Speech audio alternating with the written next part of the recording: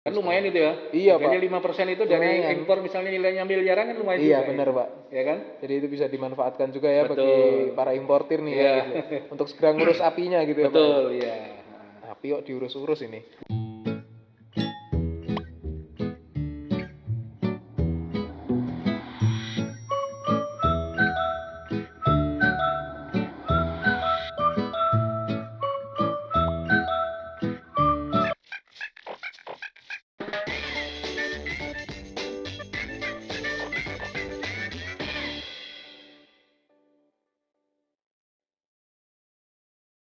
Kita lanjut Pak ke yang selanjutnya ya Pak ya. Ya. Ada pembebasan dari pemungutan PPh pasal 22 impor Ya, gitu ya. oke. Jadi kalau yang insentif pembebasan PPh pasal 22 impor ini itu diberlakukan khusus WP yang melakukan impor, Mas. WP yang melakukan impor. Jadi kan pasal 22 ini kan ada dua. Heeh. PPh pasal 22 yang biasa itu, Iya, Pak. ya, yang yang lebih terkenal biasanya bendahara pemerintah itu. Bendahara pemerintah. Yang 1,5% kalau nggak salah ya. Kalau Iya, kita iya, beli Pak. apa-apa kan pasti dipungut PPh pasal 22. Iya, benar, Pak. Misalnya Pak. beli AC, ya dipungut 1,5%. Iya, Nah, Pak. kalau yang insentif ini khusus untuk wajib pajak impor. Impor. Ya, importir lah ya. Importir, betul, Jadi Pak. pada saat wajib pajak itu melakukan impor, maka PPh pasal 22-nya ini yang memungut adalah Bank Devisa atau Direktorat Jenderal Bea Cukai. Oh. Ya, jadi Oke. PPh pasal 22 impornya ini pada saat dia mengimpor barang, itu adalah Bank Devisa atau Direktorat BC. Jenderal Bea Cukai. Ya, DJBC ya Pak ya kalau Ya. kita sering. Oke. Nah, ini untuk wajib pajaknya kriterianya sama dengan tadi. Clue, ya. Yang pertama clue. Clue. Itu kalau di KLU, PPh pasal betul. 22 impor ini ada 730 clue. Ada 700 ya Pak. Nah, itu banyak banget. Yang tadi 1.100 ya. Iya, Pak. Ini agak berkurang cuman karena ini kan wajib pajaknya terbatas ya, yang Iya, importir aja ya. Iya Pak. Nah, itu ada 700. Itu pun udah termasuk banyak, Mas. Sangat banyak Pak. Iya. Saya tadi berharapnya paling cuma 50 Nah, atau iya. berapa. Ternyata jenis-jenis orang yang ngimpor barang itu banyak banget Banyak ya Pak. juga. Oke, Nah. gitu. Siap. Kemudian yang kedua itu yang tadi wajib pajak perusahaan kita Pak. tadi. Kita juga ya Pak ya. Kemudian impor untuk tujuan ekspor. Siap. Ya.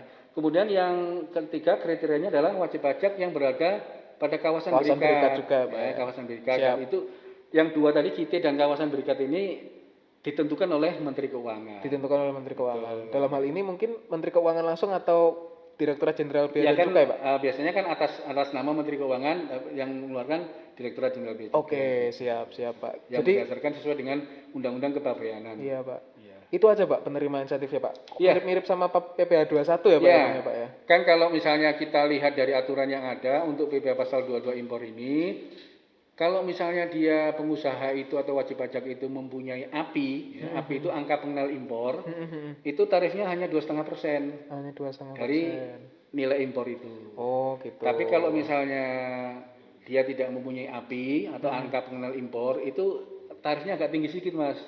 7,5%. Kan lumayan itu ya. Iya, Harganya Pak. 5% itu dari Lumayan. impor misalnya nilainya miliaran kan lumayan Iya juga. benar Pak. Ya kan? Jadi itu bisa dimanfaatkan juga ya Betul. bagi para importir nih ya, Iya. gitu.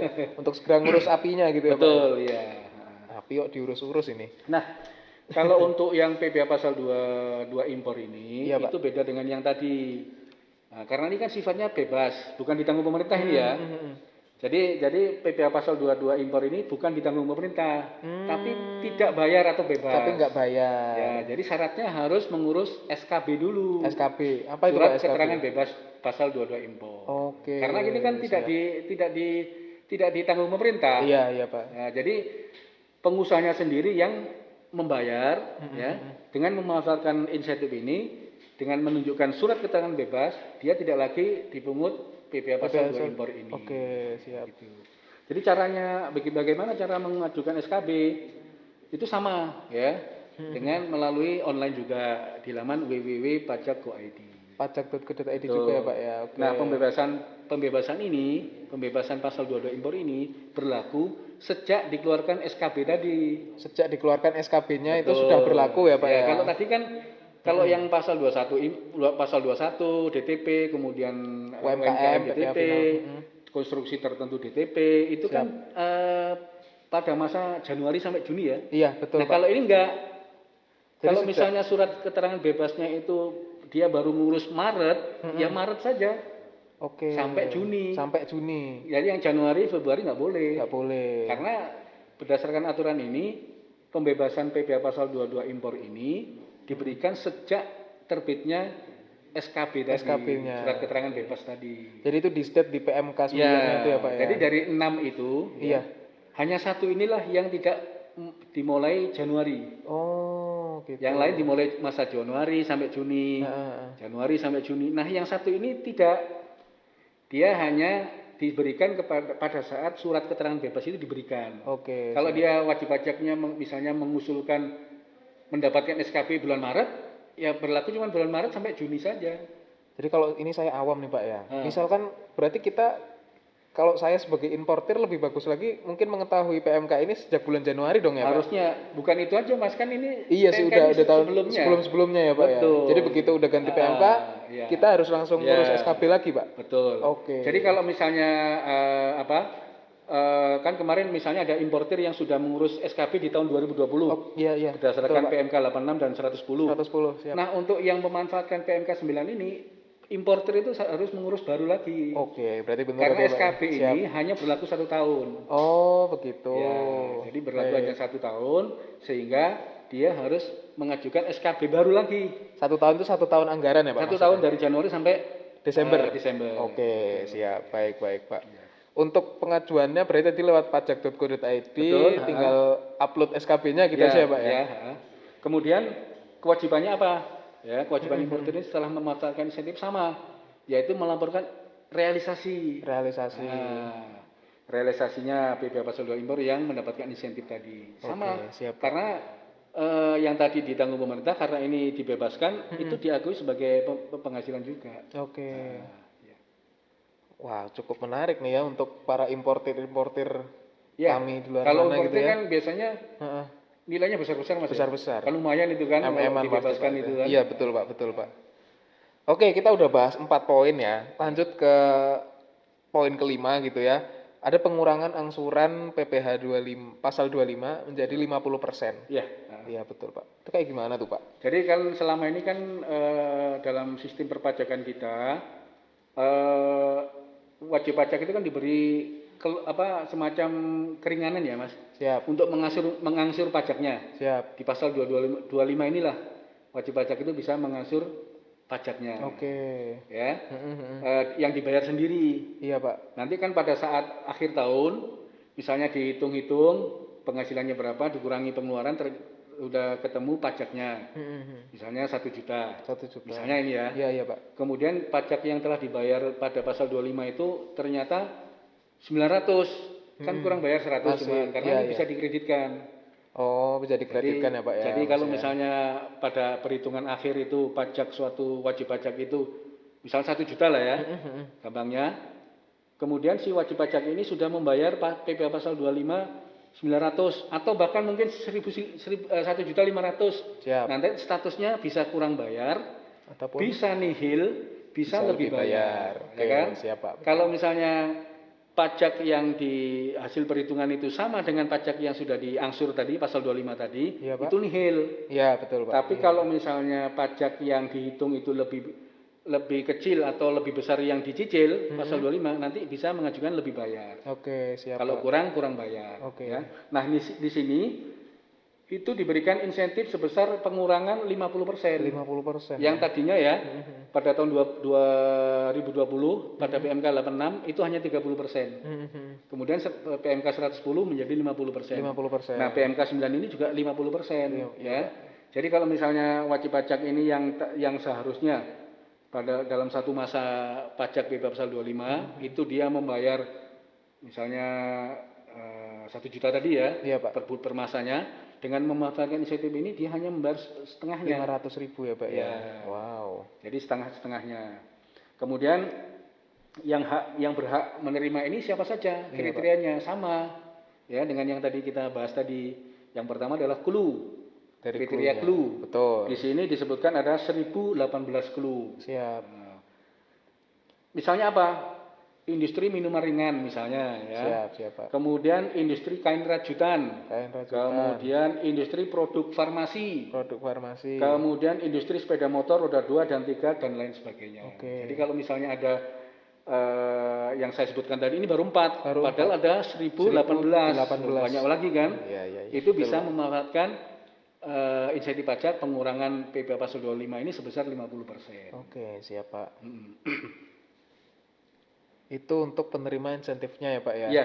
Siapa aja. Terus ada kriteria yang 2 lagi itu nggak Pak? Yang mirip sama tadi kalau nggak salah PPh impor dan PPh 21. Kita tadi. Kita dan sama kawasan berikat juga ya Pak? Jadi Berlaku juga ya Pak? Misalnya ada wajib pajak yang sudah memperoleh keterangan dari Menteri Keuangan bahwa dia sudah termasuk perusahaan kita ya, kemudian impor untuk tujuan ekspor, dia bisa memanfaatkan ini. Siap, ya Pak. Kemudian yang perusahaan yang berada di kawasan berikat. Nah, itu berdasarkan keputusan Menteri Keuangan juga. Berarti beberapa KLU ataupun yang termasuk dalam kriteria ini tadi bisa memanfaatkan bahkan 3 insentif ini tadi ya Pak ya? Iya bisa.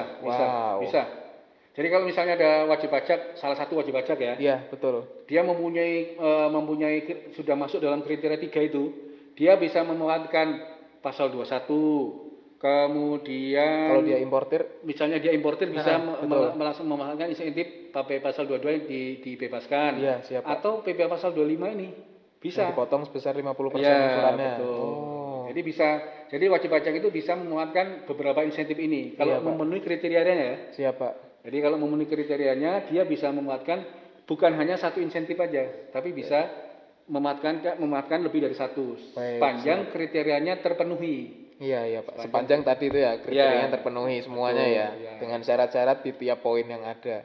Ini kalau kata anak-anak sekarang tuh pemberian insentifnya sangat double damage-nya kerasa banget Pak. Ya. Ada pasti bisa double gini lumayan tuh Pak. Betul ya Mas.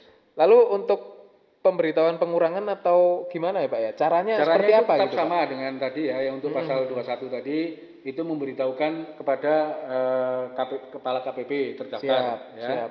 Melalui laman tadi pajak.go.id. Oke. Itu kemudian pengurangan berlaku sejak masa pemberitahuan. Sejak masa pemberitahuan kepada. Tapi untuk pengurangan PPh pasal 25 ini bisa dimanfaatkan mulai Januari 2021. Oke. Tidak seperti pasal 22 impor tadi. Iya Pak, betul Pak. Itu boleh kalau misalnya dia memanfaatkan, misalnya sekarang kan udah bulan Februari ya. Iya. Sedangkan dia mau memanfaatkan yang bulan Januari, memberitahukan bahwa dia akan memanfaatkan insentif ini. Memanfaatkan insentif Januari boleh. Oke. Siap, boleh. Ya, masa Januari boleh. Siap. Betul. Jadi tidak seperti yang PPh pasal 22 impor tadi. Itu yang paling unik sendiri karena emang harus persyaratannya cut off-nya melalui SKB yang diterbitkan tadi ya Pak ya. Sudah diterbitkan tadi. Oke, siap. Cukup menarik ini ya. Kalau udah pemberian insentifnya dengan cara-caranya hampir mirip-mirip gini, harusnya wajib pajak nggak terlalu bingung nih. Harusnya. Iya, betul Pak. Oke, lanjut ke insentif terakhir nih Pak. Ya. Pengendalian pendahuluan PPN. Ya. Jadi kalau misalnya selama ini Mas, kalau kita wajib pajak itu menyampaikan SPT masanya ya. Siap. Itu kan ada 3 ya status ya. Nihil, kurang bayar, dan lebih bayar. Nah, untuk insentif ini diberikan kepada wajib pajak yang menyampaikan SPT masa PPN-nya itu lebih bayar ya. Karena apa? Karena di sini akan diberikan kemudahan yaitu pengembalian pendahuluan. Selama ini kalau misalnya wajib pajak itu mengajukan status SPT-nya masanya itu lebih bayar, itu harus melalui pemeriksaan. Oke. Harus melalui pemeriksaan. Kan lumayan juga kalau pemeriksaan juga, kan, yang misalnya dia menyampaikan SPT masanya itu lebih bayar, kurang bayar, dengan adanya pemeriksaan bukan lebih bayar, nanti malah kurang bayar. Malah kurang bayar lagi ya Pak ya.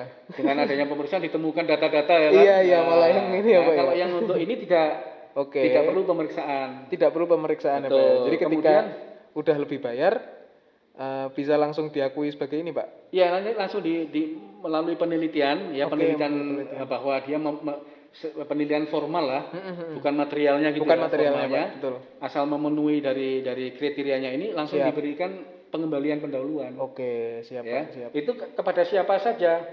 Yaitu kepada wajib pajak atau PKP ya, istilahnya kalau PPN itu PKP, pengusaha kena pajak. Pengusaha kena pajak. Pengusaha kena pajak itu yang mengajukan LB itu nilainya itu kurang dari 5 miliar. Mengajukan apa Pak tadi Pak? LB, LB itu apa tuh Pak? lebih bayar. Oh lebih bayarnya tadi Ya, ya. lebih bayar di SPT-nya misalnya SPT saya lebih bayar loh. Nah, Betul. tapi untuk insentif ini yang bisa memanfaatkan adalah yang nilai lebih bayarnya itu tidak lebih dari 5 Tidak miliar. lebih dari 5 miliar. Ya, betul, Siap. tidak lebih dari 5 miliar. Tapi kalau misalnya WP-nya itu atau PKP-nya itu nilai LB-nya itu di atas 5 miliar, nggak bisa Nggak bisa pakai ini ya Pak ya. insentif ini. Iya, oke, Ya tetap harus diperiksa. tetap harus diperiksa melalui Betul. jalur material tadi ya Ya, Pak ya. betul. Pemeriksaan. Oke, Nah oke. ini untuk memanfaatkannya adalah sama ya tadi masa Januari sampai dengan masa Juni. Masa Juni. Kalau masa Juni itu bisa diajukan pada Juli.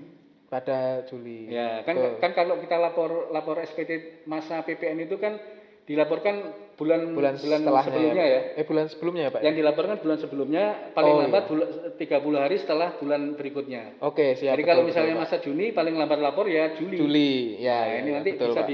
dilapor dimanfaatkan insentif ini kalau misalnya masa Juni nanti itu paling lambat adalah Juli. Juli. Ini untuk SPT masa PPN baik itu normal maupun pembetulan. Normal maupun pembetulan. Nah, kan biasanya kalau wajib atau PKP ini melaporkan itu kan ada statusnya normal. Berarti untuk pertama kali belum ada pembetulan. Baik, siap. Nah, setelah ada perhitungan ulang, ternyata ada kesalahan. Dia melaporkan SPT masa lagi untuk masa yang sama, tapi istilahnya pembetulan. Siap, Itu siap, boleh. Boleh, Ya, Pak. sepanjang dia LB boleh mengajukan insentif ini. Oke. Ya, jadi yang normal maupun pembetulan boleh. Jadi kalau ini kan berarti ini kan pelaporannya tadi kalau PPN sebulan setelah ya Pak ya, Iya, masa iya. ini. Itu emang lapor PPN atau laporan untuk insentifnya Pak? Bukan. Jadi laporan PPN SPT masa itu kan setiap bulan setiap kan bulan. kita harus lapor. Betul. Sementara dia mau memanfaatkan insentif ini ya berarti bulan sebelumnya. Oh berarti ya Ya, siap. jadi kalau misalnya sekarang ini ya, Iya Pak. PKP itu ingin memanfaatkan masa Januari Siap. supaya bisa berikan insentif ini. Iya Pak. Ya dia boleh lapor SPT masanya untuk masa Januari itu paling lambat Februari. Iya Pak. Kalau misalnya insentif ini bisa Februari, bisa Maret dia mengajukan ini, asal pada saat dia memanfaatkan insentif ini tadi kewajibannya harus dilaksanakan dulu, yaitu melaporkan realisasi tadi. Oke. Realisasi yang diberikan insentif berapa sih bulan masa Januari. Tapi kalau misalnya terlambat ya nggak bisa. Oke, siap Pak. Jadi emang saling beriringan ya. Betul. Ya. Lapor PPN-nya juga, Ya. bikin laporannya juga gitu ya. Jadi Pak. laporan PPN itu sebagai dasar dari memanfaatkan insentif ini. Betul, iya Pak. Oke. Jadi lapor dulu ya. masanya, PPN SPT masanya, baru melaksanakan insentif ini. Insentifnya. Oke, siap. Wow. Cukup panjang ya. Ini kita udah sampai di akhir perbincangan gitu ya. Ya. Kita udah tuntas ada 6 insentif yang diberikan pada PMK 9 tahun 2021 gitu ya. Iya. Oke. Jadi cukup banyak ini ya Pak ya, tadi apa-apa aja tuh, ada PPh 21, ada PPh final UMKM gitu kan. Ya. Yang itu ditanggung pemerintah, juga ada PPh final jasa konstruksi ditanggung pemerintah juga, PPh 22 impor. Ya. Lalu angsuran PPh 25 yang dipotong 50% serta pengendalian pendahuluan PPN. Ya. Seperti itu. Oke, Pak. Jadi di sini ada ini Mas, ada PPN ini diberikan kepada PKP yang berisiko rendah. Berisiko rendah. Maksudnya berisiko rendah itu dari kepatuhan dia itu resikonya nggak begitu tinggi gitu loh. Jadi dia patuh, WP patuh lah. Oh. Jadi WP patuh itu siap. misalnya dia patuh lapor, patuh bayar. Tapi kalau misalnya WP pengertian kebalikan dari resiko rendah itu resiko tinggi. Resiko Itu tinggi. biasanya WP-nya tidak patuh. Tidak biasanya, patuh, telat-telat gitu. atau nggak bayar gitu ya malah ya, Pak, Betul. Jadi PKP berisiko rendah ini diberikan pengembalian pendahuluan berdasarkan kriteria tertentu. Jadi PKP yang dimaksud risiko rendah ini tidak perlu mengajukan diri karena di sistem kita udah ada. Oh, nggak perlu ngajuin diri. Betul. Jadi yang kedua, Direktur Jenderal Pajak tidak menerbitkan keputusan kepenetapan secara jabatan sebagai PKP risiko rendah karena sudah ada di sistem kita. Jadi WP yang atau PKP ya, misalnya kalau PPN ini PKP. PKP ini kalau misalnya dia patuh atau enggak atau risiko rendah atau enggak rata tinggi kan bisa dilihat di sistem kita. Iya, Pak. Betul. Ya, itu nanti kalau misalnya misalnya ya ada PKP yang coba-coba ya, dia memanfaatkan insentif ini. Nah, setelah dilihat dari sistem kita ya, diseleksi oleh sistem ya secara sistem, ternyata tidak memenuhi kriteria, langsung ditolak. Langsung tertolak ya, Pak. Langsung tertolak. Jadi karena kita kan sistemnya itu kan pakai aplikasi ya, pakai sistem ya. Iya, betul. Jadi kalau misalnya tidak memenuhi kriteria langsung ditolak. Langsung ditolak ya, Pak. Ya. Sama dengan yang PP pasal 21 tadi atau yang lain ya. Atau yang lain. Misalnya ada wajib pajak dalam suatu perusahaan, dia itu penghasilannya lebih dari 200 juta. Baik. Dia coba-coba ya, dimasukkan oleh pemberi kerjanya untuk memuatkan insentif ini. Setelah diseleksi oleh sistem, ternyata dia nggak memenuhi syarat, yang ya ditolak itu. Oke. Jadi bukan manusianya yang nolak. Bukan manusia, Pak, tapi memang udah sistemnya, sistem ya, Pak ya. Sistemnya yang nolak. Jadi tiap KPP gitu punya istilahnya PKP-nya masing-masing yang udah dipilah nih, Pak, risiko rendah dan risiko tinggi seperti itu ya, Pak ya. Kalau di sistem aplikasi atau informasi di DJP ini kan terpusat, Mas ya. Terpusat. Jadi ada di kantor pusat ya ininya. Cuma nanti di breakdown ke masing-masing KPP per KPP ya. Iya, jadi betul. kalau misalnya KPP yang ada di misalnya KPP Pontianak Barat, itu tidak bisa melihat WP yang di Pontianak Timur. Siap. Ya. Begitupun sebaliknya. Tapi kalau yang di kantor pusat semuanya sih Indonesia bisa. Iya, Pak. Ya. Itu bisa di ini. Kemudian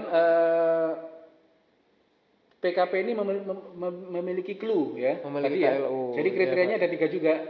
Clue tertentu ya, sebanyak syarat kalau di PPN ini itu sebanyak 725 kalau nggak salah. Wow. 725 clue.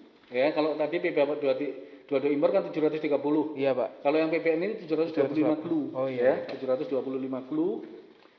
Itu misalnya ya, industri yang bergerak di bidang kertas tisu misalnya. Kertas tisu. Ya. Kemudian industri kimia dasar organik. Siap. Kemudian jasa produksi penangkapan ikan di laut. Siap. Kemudian jasa produksi budidaya ikan di air tawar dan sebagainya. Ada 725 clue. Atau yang kedua kriteria KITE tadi. Tetap kita pakai KITE. Dan juga di kawasan berikat. Seperti itu ya. Baik, Pak. Oke, kita sudah sampai di ujung acara gitu ya, dari 6 insentif yang sudah diberikan melalui PMK pasal 9 tahun 2021 ini gitu ya. Harapannya para wajib pajak di sini, kalau dari saya pribadi ya, Pak ya, sebagai orang awam gitu, ini kan udah banyak banget gitu ya. Kita bisa memanfaatkan itu, apalagi bisa double-double tuh, ada yang PPh 21, ada yang PPh impor, ada yang final UMKM gitu kan, dan juga di PPN sendiri gitu. Jadi untuk wajib pajak di luar sana coba deh dilihat lagi kriteria usahanya seperti apa, dan apabila bisa dimanfaatkan sebaik mungkin gitu ya, karena masa pandemi seperti ini cukup menguntungkan juga, seperti itu ya, Pak. Kalau dan dari satu lagi ini, Mas. Iya, Pak. Masa berlakunya kan sampai bulan Iya, Juni. masa berlakunya hanya Juni gitu kan. Kita berharapnya juga apa ya istilahnya, pandemi ini cepat berakhir gitu, jadi nggak ada. Ya kita berharapnya pandemi ini segera berakhir ya, supaya nanti tidak melebihi dari bulan Juni. Kalau misalnya ya, kita kan nggak bisa mendahului kehendak Allah. Betul. Ya. Worst Kalau case-nya misalnya nih, Pak, pandemi ini tetap terus berlangsung, ya, kemungkinan itu diperpanjang. Kemungkinan ya, saya tidak bisa memastikan karena kan yang memberikan kebijaksanaan kan dari kantor pusat ya. Siap, betul Pak. Oke, jadi seperti itu ya Pak Wiwin untuk siniar kita pada kali ini gitu ya. Mungkin Pak Wiwin ada sepatah dua kata Pak yang bisa disampaikan ke pemirsa, Pak. Sebelum kita mengakhiri ini ada Mas, ada aturan peralihan. Oh, aturan peralihan ya Pak ya. Ada aturan peralihan. Yang pertama adalah pemberi kerja atau wajib pajak harus menyampaikan pemberitahuan atau pemotongan kembali pemberitahuan atau permohonan kembali untuk dapat memanfaatkan PPh pasal 21 DTP atau pembebasan pasal 22 impor tadi. Oke. Jadi harus memberitahu atau melakukan permohonan ulang untuk pasal 21 dan 22 impor. Iya, Pak. Ya, karena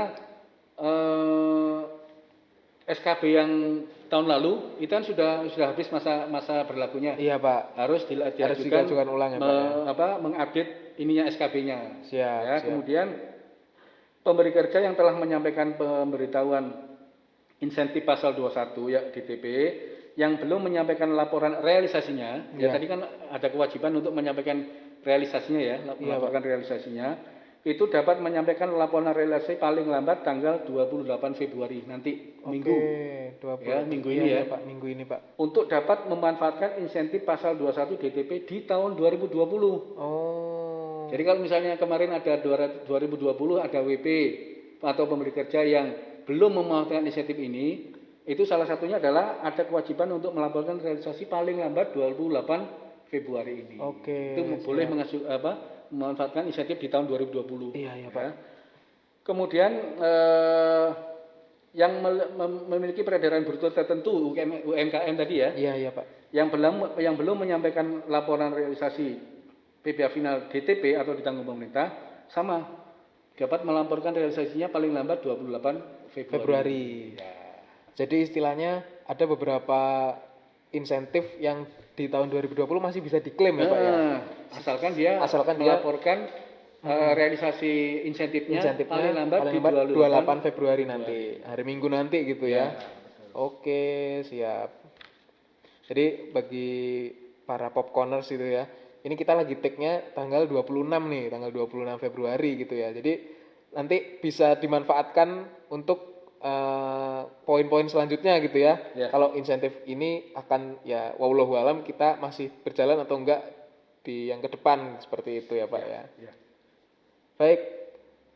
Saya rasa kita udah sampai di ujung acara ya, Pak ya. Iya, sudah Mas Alfred. Alhamdulillah. Terima kasih banyak Pak Wiwin Rosadi atas penjelasan dan segalanya gitu ya, Pak ya, karena ini tadi semuanya ilmu baru gitu ya, Pak. Saya sendiri baru mendengar seperti ini gitu kan, yang cuman tahu kemarin yang digembor-gemborkan cuman kita punya materai baru gitu, nah sebagainya. Tapi ternyata insentif pajak ini cukup berperan penting nampaknya ya bagi WP. Karena kan insentif pajak ini adalah salah satu peran dari pemerintah untuk meringankan beban masyarakat kita yang sedang ya di masa pandemi ini kan stabilitas ekonomi, kemudian produktivitas masyarakat baik itu pengusaha maupun karyawan kan lagi anjlok ya, lagi terpengaruh lah dengan adanya insentif ini, dan ini merupakan pemberian insentif salah satu dari pemerintah. Kan banyak lagi yang lainnya. Lagi, Pak. Cuman yang kita bahas ini adalah di sektor perpajakan. Di sektor perpajakan. Betul. Iya, betul, Pak. Belum lagi di yang lainnya misalnya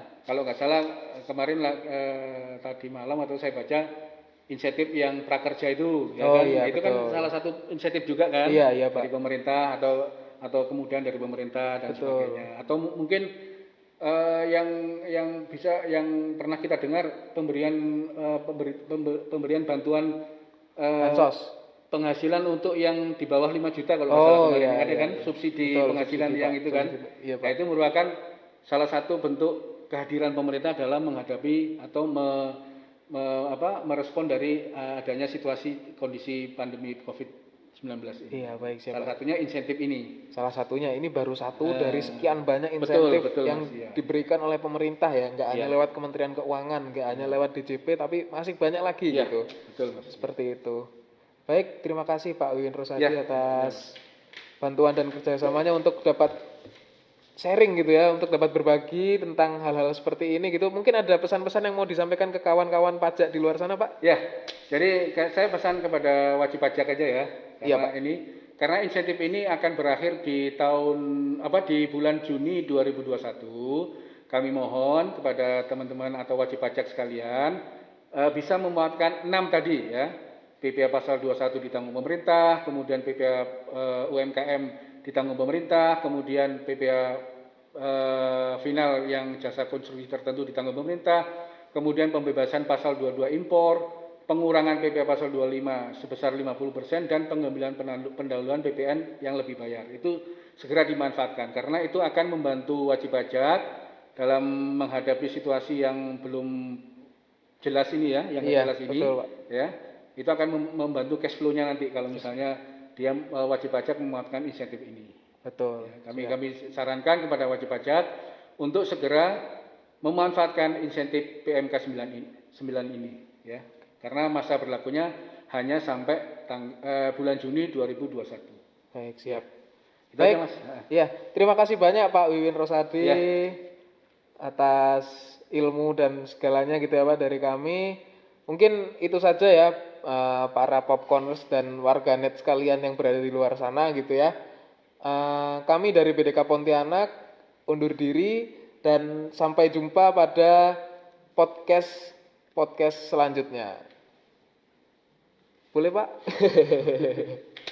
Terima kasih Pak Wiwin. Ya, apa kabar ya.